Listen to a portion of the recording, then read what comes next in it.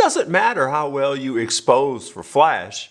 If where you place the flashes doesn't look good, you'll still hate the results. Most of the videos I've done on this channel have talked about flash exposure because a lot of people struggle with flash exposure. But equally as important as exposure is where to place the flashes. Because if you don't place them right, it's still going to look really bad and you'll wonder why you can't achieve your artistic vision.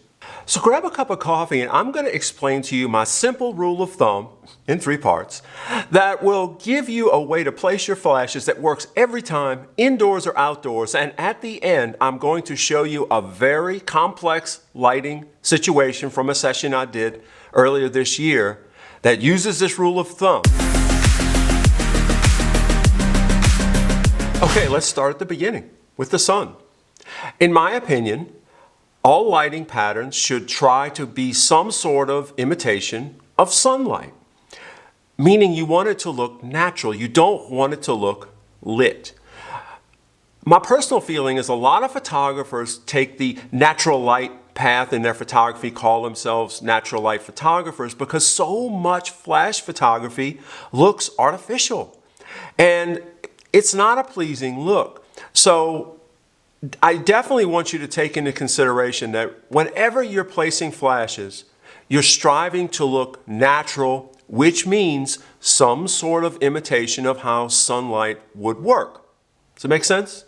Okay, another one of the background setting here that one of the strategies I try to do whenever I'm doing flash is I try to never have the subject look into the sun, especially if it's not filtered or diffused in some sort of way.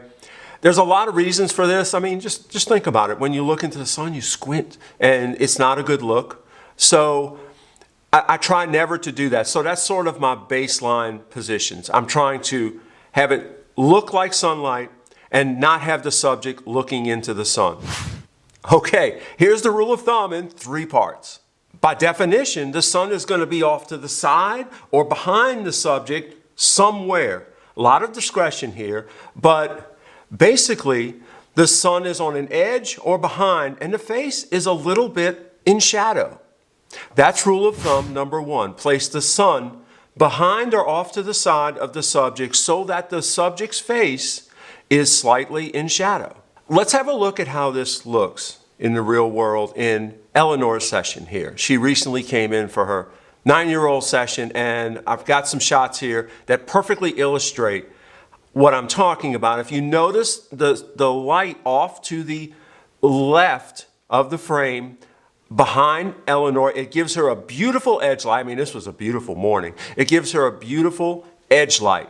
And you can also see that her face is slightly shaded. Okay, now I want you to notice where I have the flash. This is rule of thumb step 2.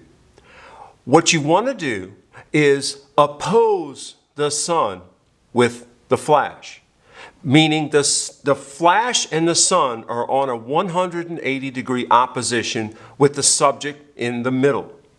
So let's not go into too much geometry here, but if you were looking at the subject straight on and the sun and the flash were opposing by 180 degrees, the flash is at a 45 on one side and the sun is at a 45 on the other side. Does that make sense? Also important to notice in this is that the flash in this case is the key light. When you look at this without the exposure being set for flash, the sun is very bright and everything else is in shade. That's not how the final image is going to come out. When I'm working my exposure, as you've seen in other videos, I'm going to use my flash as the key light and the sun is an edge light. Now notice the camera position. This is rule of thumb number 3. Have the key light sun lighting angle 45 degrees off axis from the camera. So your key light is 45 degrees off to one side of the camera, and the 180 degrees sun is also 45 degrees from the other side.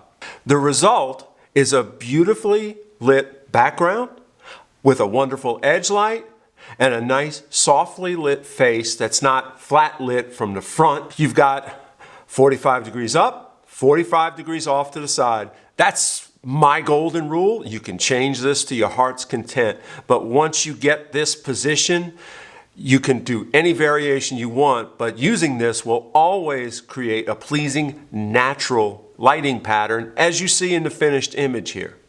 This lighting pattern is what's called Rembrandt lighting. Now, Rembrandt knew a thing or two about lighting, and so I'm going to give him his due. And if I can in some small way reproduce this beautiful lighting in my work, I'm a happy camper.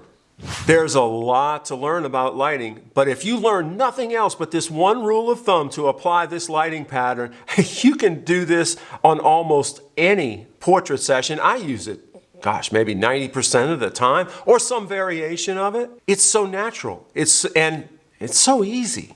Now we're going to take this indoors. We're going to use this exact same lighting pattern on an extremely complex lighting situation indoors. Well, we don't have any sun indoors. How do we do that? Well, I use a second flash. I use a second flash to mimic the edge light that the sun was providing.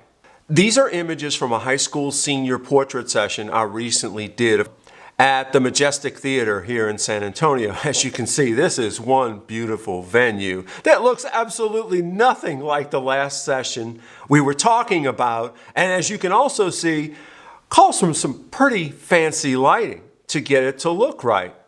But it's the same principle, exactly the same principle. I'm going to have a key light and an edge light opposing each other. One of the differences is going to be I'm going to have to work some ambient light from the venue to make up for the sunlight. But it's the same principle. Okay, here are the positions of the flashes in the wide shot. I've diagrammed it out for you here. So on the left side is the flash that's serving as our edge light.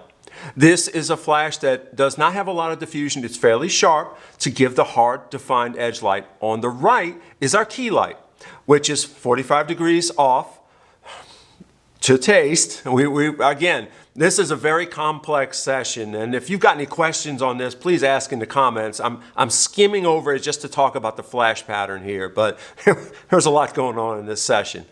Anyway, the key light's off to the right. It's a larger flash with a softbox.